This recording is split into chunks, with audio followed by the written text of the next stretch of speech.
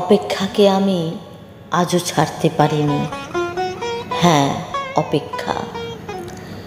ভালোবাসার রক্তিম ধারালো স্নিগ্ধ ছোঁয়ায় এই হৃদয় থেকে এক এক করে ছেড়ে গেছে সব লোভ, হিংসা, ক্রোধ, অহংকার, স্বার্থপরতা, সব কিছু। কিন্তু অপেক্ষা আমাকে আজও ছেড়ে যেতে পারেনি। আমি ভালোবাসার জন্য সব কিছু ছেড়েছি, শুধু অপেক্ষা ছাড়া। অপেক্ষাকে আমি আজও হৃদয়ের গহীনতম অংশে বন্দি করে বেঁচে আছি। অনেকেই বলে শুদ্ধতম ভালোবাসার প্রকাশ হচ্ছে অপেক্ষা। ভালোবাসতে সবাই পারে, কিন্তু সবাই প্রিয়তমার জন্য অপেক্ষা করতে পারে না। আসলেই কি তাই? জানি না তো, হবে হয়তো।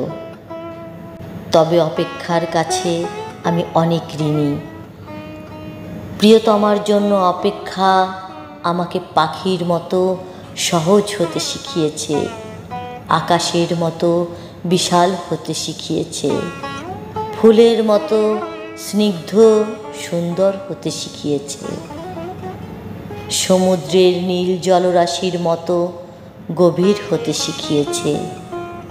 শেষ পর্যন্ত অপেক্ষা আমাকে কবিতার মায়াবী অনিন্দ ভুবনের কাছে নিয়ে গেছে।